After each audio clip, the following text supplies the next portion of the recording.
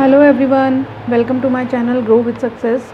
आई am Rajni Goyal और आज हम स्टार्ट कर रहे हैं क्वांटिटेटिव एप्टीट्यूड की सीरीज़, जिसमें हम अपना फर्स्ट टॉपिक करने वाले हैं नंबर्स, जिसका आज मैं आपको करवाने वाली हूँ फर्स्ट लेक्चर। जिसमें हम सबसे पहले डिस्कस करते हैं कि न्यूमेरल होता क्या है। एक न्यूमेरल की डेफिनेशन दे रहे हैं।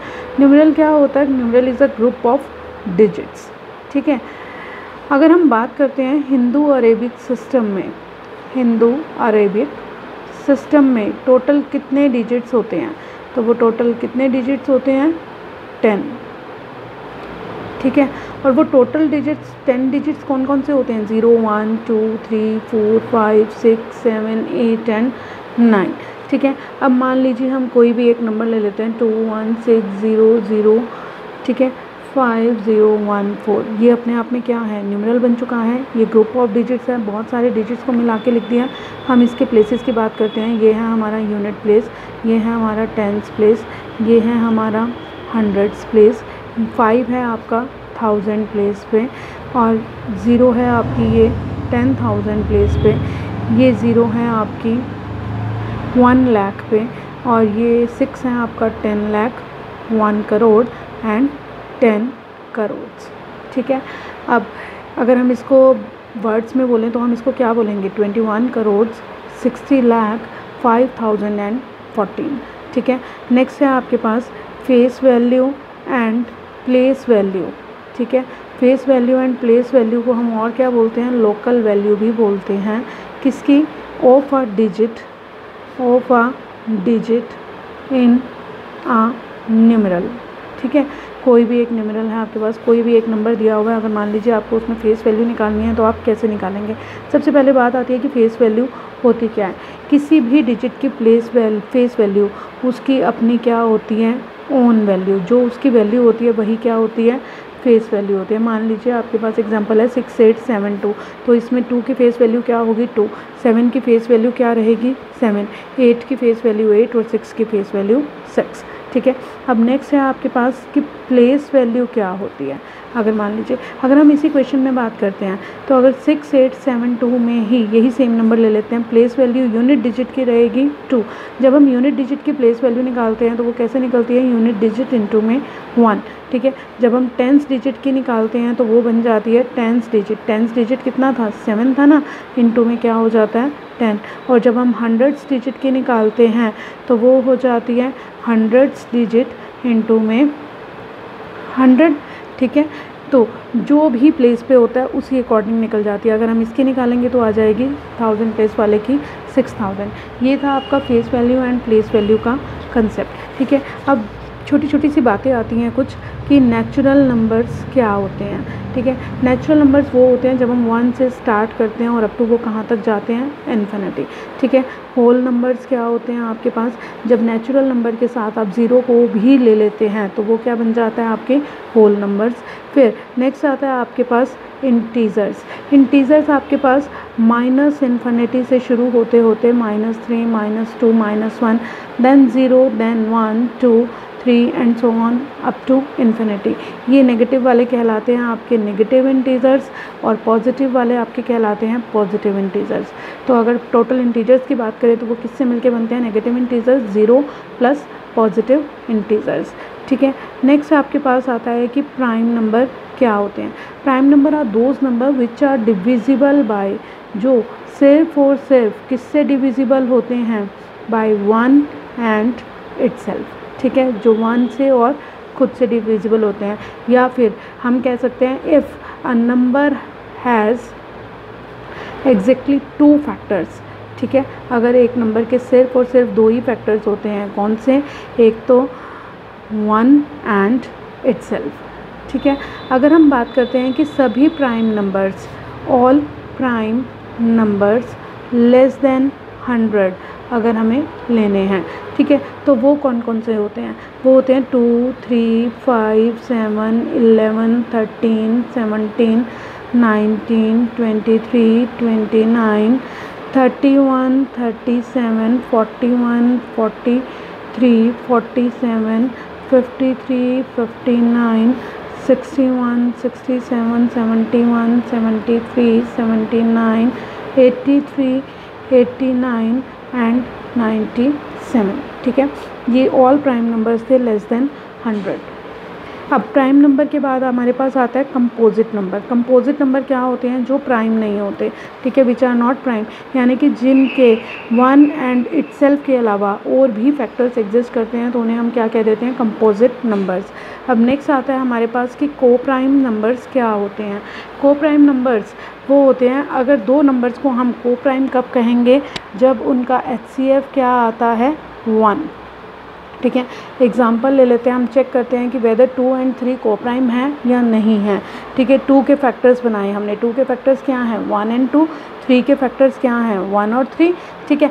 तो इसमें हमारे पास सिर्फ और सिर्फ एक ही कॉमन फैक्टर आ रहा है 1, और जो अपने आप में हाईएस्ट कॉमन फैक्टर है दैट इज़ 1, ठीक है। ये था आपका को प्राइम का कंसेप्ट। नेक्स्ट अब हम कर रहे हैं टेस्ट ऑफ डिविजिबिलिटी। इधर से आप मुझसे लिख के ले लीजिए, एक क्वेश्चन आपके एग्ज़ाम में आएगा ही आएगा, ठीक है। HTET के लिए, KVS, ये सब के लिए टीचिंग एग्ज़ाम्स में बहुत ज़्यादा पूछा जाता है इसमें से क्वेश्चन, टेस्ट ऑफ डिविजिबिलिटी, ठीक है। डिविजिबिलिटी बाय 2, आपको डिविजिबिलिटी बाय 2 चेक करने का रूल क्या होता है? अगर मान लीजिए कोई भी एक नंबर दिया हुआ है और उसकी unit digit, if its unit digit इनमें से कोई भी हो जाए, इज़ एनी ऑफ 0, 2, 4, 6, 8, ठीक है। अगर आपके नंबर की यूनिट डिजिट इनमें से कोई भी हो जाती है तो उसे हम क्या कहेंगे कि वो नंबर कैसा है? Divisible by 2। फॉर एग्जांपल हम एक नंबर ले लेते हैं 58694, इसमें यूनिट डिजिट कितनी आ रही है? 4 आ रही है। दैट मीन्स कि ये नंबर कैसा है? डिविजिबल बाय 2 है। सेकेंड है आपके पास डिविजिबल बाय 3, ठीक है। डिविजिबिलिटी बाय 3 का रूल रहता है, एक नंबर को आप डिविजिबल कब कहेंगे? When the sum of its digits is divisible by 3। जब आपके नंबर के डिजिट्स का सम कैसा हो जाएगा? डिविजिबल बाय 3 हो जाएगा, तो आप उसे क्या कह देंगे कि नंबर कैसा है? Divisible by 3। एग्जांपल लेते हैं हम 695421, ये एग्जांपल ले लिया, ठीक है।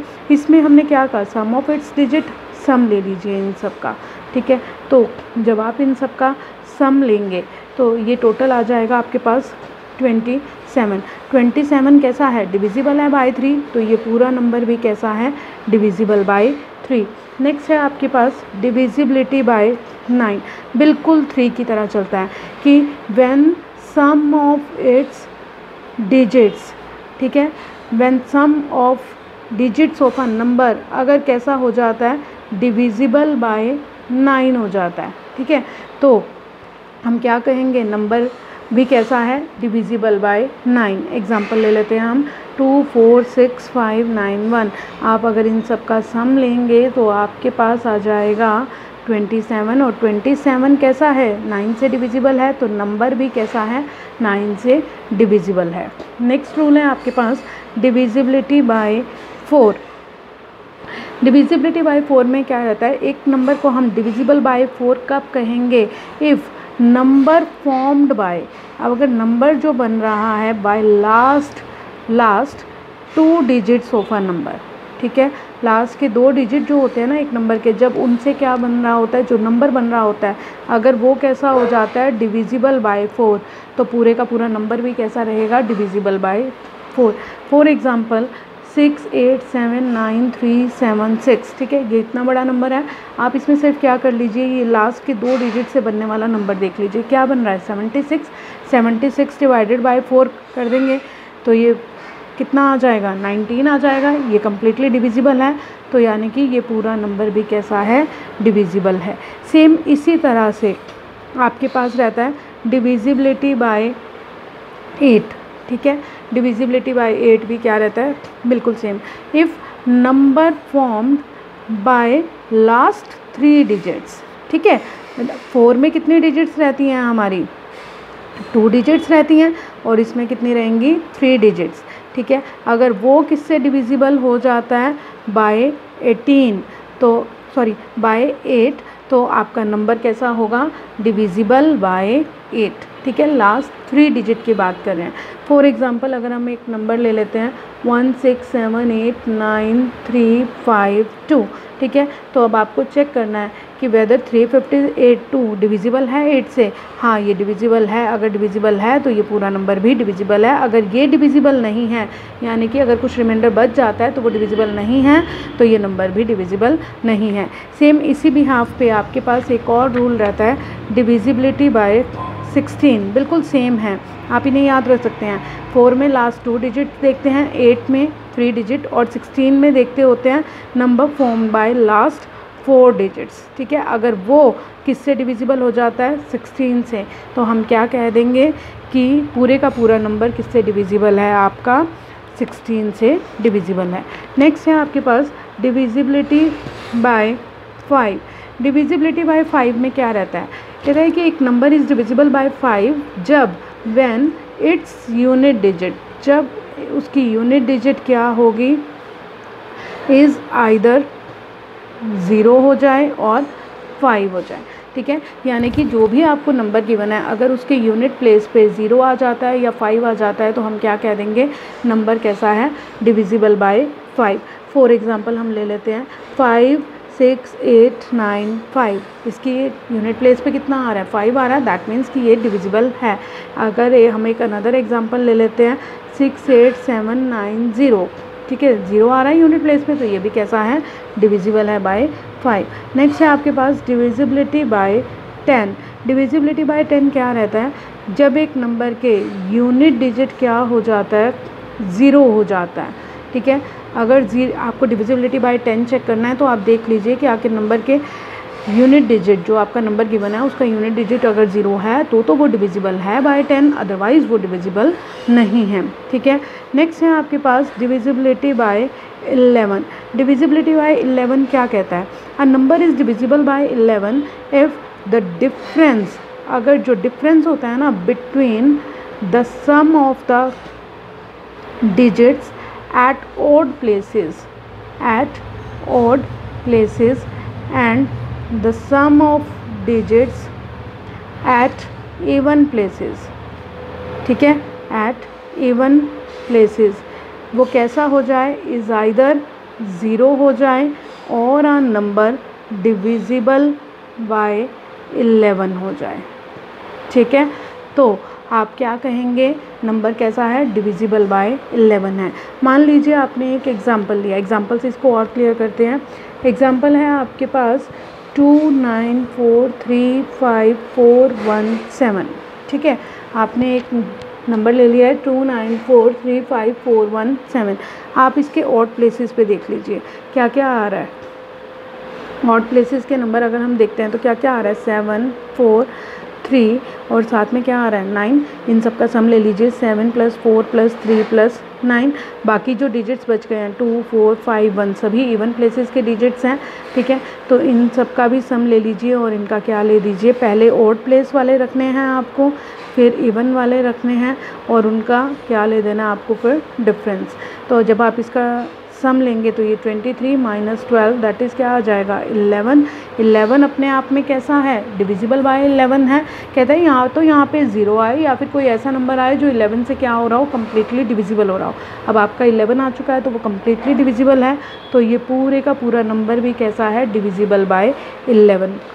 इसके अलावा आपके पास कुछ छोटे छोटे से रूल्स होते हैं, वो रहता है कि डिविजिबिलिटी बाय 6, डिविजिबल बाय 6 कब होगा, ठीक है। एक नंबर को हम डिविजिबल बाय 6 कब बोलेंगे, जब वो डिविजिबल होता है बाय बोथ 2 and 3, ठीक है। अगर एक नंबर डिविजिबल है बाय बोथ 2 and 3, जब यानी कि 2 का रूल भी सेटिस्फाई होता है, डिविजिबिलिटी रूल, और 3 का भी, तो वो नंबर कैसा हो जाएगा, डिविजिबल बाय 6। 11th है आपके पास, अब हम चेक करें डिविजिबिलिटी बाय 12। डिविजिबिलिटी बाय 12 के लिए रूल रहेगा कि एक नंबर कैसा होना चाहिए, डिविजिबल होना चाहिए बाय बोथ 3 and 4। जब 3 और 4 दोनों का रूल सेटिस्फाई हो जाएगा तो वो कैसा हो जाएगा, डिविजिबल बाय 12। नेक्स्ट है डिविजिबिलिटी बाय 15। 15 के लिए एक नंबर इन दोनों से डिविजिबल होना चाहिए, 3 and 5 से, तो वो कैसा हो जाएगा, डिविजिबल बाय 15। अगर एक नंबर, अब हम 18 का रूल चेक करें, डिविजिबिलिटी बाय 18 का, अगर एक नंबर आपका डिविजिबल है बाय बोथ 2 एंड 9, ठीक है। 2 का रूल भी सेटिस्फाई हो रहा है, 3 का भी सेटिस्फाई हो रहा है, तो आप उसको क्या कह देंगे कि वो नंबर किससे डिविजिबल है, बाय 9, ठीक है। अब डिविजिबिलिटी बाय 14 देखते हैं हम, ठीक है। 14 के लिए भी क्या होना चाहिए, वो बोथ 2 एंड 7 से डिविजिबल होना चाहिए। सिमिलर विद 24, ठीक है। 24 के लिए वो होना चाहिए 3 एंड 8 से। अब आप एक चीज़ ध्यान से देखिए, क्या 12 के लिए 2 और 6 भी तो बन सकता था। 2 एंड 6 का मल्टीप्लिकेशन भी तो वो होता है, हम कह सकते थे ना कि 2 से भी हो और 6 से भी हो तो वो 12 हो जाएगा, बट ऐसा नहीं है। आप ध्यान से देखिए, ये जितने भी नंबर्स मैंने लिखे हैं ये सब क्या हैं, एक दूसरे के को प्राइम नंबर हैं, ठीक है। यानी कि इन सब के हाईएस्ट कॉमन फैक्टर कितने हैं, 1 आ रहा है। दैट मीन्स कि हम एक रूल कहेंगे कि अगर मान लीजिए if a number is divisible by, अगर एक नंबर डिविजिबल है by p as well as q, ठीक है। कंडीशन है वेयर p एंड q कैसे होने चाहिए, को प्राइम होने चाहिए, ठीक है, are coprimes. Then the given number, तो गिवन नंबर किससे डिविजिबल हो जाएगा, by P Q. I hope आपको ये क्लियर हो चुका होगा, ठीक है, कि हम जो भी ये 12 के लिए जैसे 3 एंड 4 ले रहे हैं, 15 के लिए 3 एंड 5, 18 के लिए गए, तो हमें यहाँ पे ये कंडीशन ज़रूर चेक करनी है कि 3, 4 आपस में को प्राइम है, तभी हमने लिया है। 3, 5 भी आपस में को प्राइम है, ठीक है। इसी तरह से 24 के लिए हमने रूल ले लिया था। तो ये था आपका नंबर्स का फर्स्ट लेक्चर। आई होप कि आपको पसंद आया होगा। अगर आपको मेरी वीडियोस पसंद आ रही हैं तो मेरी वीडियोस को लाइक एंड शेयर कीजिए और मेरे चैनल को सब्सक्राइब कर लीजिए, बेल आइकन को प्रेस कीजिए ताकि आपको मेरी आगे आने वाली वीडियोस की नोटिफिकेशन मिलती रहे। Thank you and have a nice day.